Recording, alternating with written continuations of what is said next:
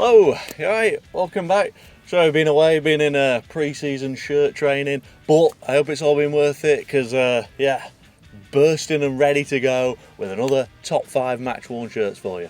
So some people might read a book on holiday. I have been studying one of the greatest shirts of all time. Yes, the Denmark 86 shirt. What a classic! Everyone agree. We're not arguing about it. It is one of the all-time great football shirts, but there are so many variations of it. Mind-blowing, in fact. Now, the shirt I'm holding is from 1986, not from the World Cup. It's from a Euro 88 qualification match against Finland played in September 1986.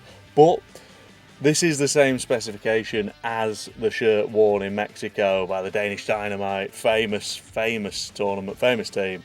Beautiful pinstripes, we know all that. So let me cut to the chase and show you the differences between this, the replica, and then the other versions of this particular shirt.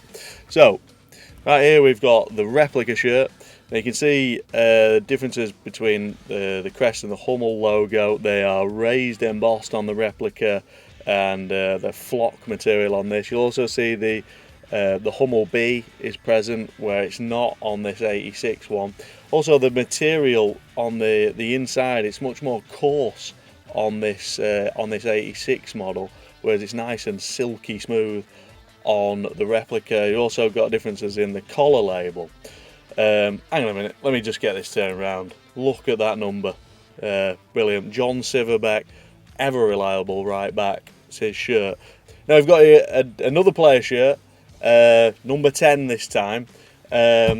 Now this is different because you'll see, if you look ever so closely, it's got a little registered trademark by the Hummel logo, which the 86 one does not have. The material is also not as coarse. It's a bit different to the replica, but not as coarse as the 86. Then, just to make it even more, muddy the waters even further with this one, got a number 3 shirt here. This is as silky as the replica shirt. You see it's got the Hummel B, but you'll see in between the Hummel and the Hummel B we've got a registered trademark. Also a different collar label in that one, similar to the replica shirt. So I mean, I said I've put a lot of time into studying these. It would not surprise me if there was even more of them out there. If you are lucky enough to own a Denmark 86 match shirt, please let me know what spec yours is. Very, very interested in this. And, if you've got a replica as well, have a look at the differences and, get in touch. See if we can crack the conundrum of how many Denmark 86s there are out there. I mean, it's one of the greatest shirts ever, but we haven't got all day. We need to talk about something else. Okay, next up, Real Madrid, Los Blancos, and a beautiful shirt from the 2000-2001 Champions League, worn by Steve McManaman. Yes, one of the greatest English exports to foreign football. He wore this shirt in a match against Sporting Lisbon in the 2000-2001 group stage. Now, I love this shirt simply because, you know me, it's got about a million differences between the replica shirt on it. Just so much going on. Also, the patches. I mean, I'm just used to that Lextra material, of the star ball. Real Madrid, biggest team, they're still messing around with these stitched patches. I mean, it's as thick as a jumper in itself. There's so much going on there. Same with the 8-time badge of honour. Real persisted with an embroidered version of this through to 2003. That's just the patches, that's just the patches. Let's have a little comparison. I mean, you're used to this one. It's difficult to keep the replica of this shirt in mint condition because the sponsor is notorious for just cracking and running all over your shirt. That would never happen on the match shirt because the tecker is printed within the material. So that's one thing. Also, the name set on the match shirt is printed in the material as well. Beautiful. Love it when they do that. Now, the replica shirt, when you bought it in the shop, came with the LFP already applied on there. You also see the Adidas product patch down the lower front and Climalite on the bottom right hand side. Now, if we look at the match shirt, you'll see it's got this luminous equipment tab. Now this was the Adidas feature, if you like, for this sort of 99, 2001 period. They'd get rid of that product patch, get rid of the climber light, and you just have this on the side. Equipment, the brand they were pushing at that time. The netting and everything, it's wonderful. McManaman, obviously, he'd scored in the final when Real won it in 2000 in Paris. Came off the bench in this match as Real won 4-0 against Sporting, and they went on to reach the semis before losing to Bayern, who were the eventual winners. The ex-Liverpool star obviously got another one the following season, so he's in Madrid for 4 seasons, won 2 Champions Leagues. I mean, it doesn't get much better than that, I guess, unless you're Gareth Bale maybe. But yeah, 11 years, and this is the first time we've had this particular shirt as a match shirt, so I wanted to share it with you.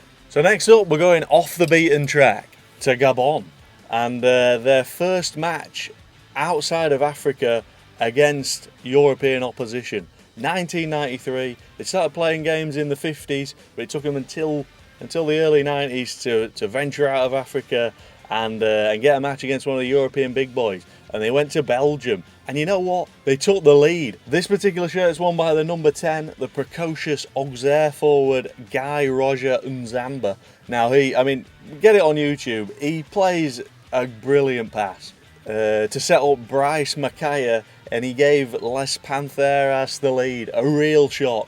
You know, Belgium, they've been to the 1990 World Cup, 1986 World Cup, and they were 1-0 down at home to Gabon. Unfortunately, they spoiled the party, didn't they? Mark Wilmot's equalised before half-time, and then in the 87th minute, Belgium went on to win. But, great experience for Gabon, and then they went on to qualify for a host of Africa Cup of Nations tournaments in the 90s after that. Beautiful, simple Lotto design. You got the Lotto logo screen printed in there. The Gabon is like a paint transfer. That style of Lotto label is a player label, really. If you see that, it's most likely a player issue shirt. And then this flock number 10, long sleeved, and then a silky cuff, which is different from the collar. Never had a Gabon shirt this old before. You start to see them now, the Puma ones from the recent seasons, but you don't get these. You couldn't buy it in the shop at the time, obviously, so a real rarity. Now, carrying on the theme of shirts we've never had before, never seen before in the flesh, it's a New York Cosmos shirt from the 1976 season. Unfortunately, it's not Pele's shirt, but the great man was there in this season. He wore this style of shirt, beautiful netted design, almost sort of like a basketball NFL style shirt, made by Champion, the American manufacturers in Rochester, New York. The Cosmos, this was peak Cosmos. This was the NASL, not quite at its boom time, but getting there. You've got Pele and Shingalia up front, but they signed also Dave Clements, Northern Ireland international from Everton. So he played for Coventry, Chef Wednesday. Now he's lining up alongside Pele. That's the glory of the NASL of this era. No offence to Clements. I mean, there was players of less quality maybe than Clements who got to rub shoulders with the likes of Cruyff, Best, Beckenbauer. What a great time.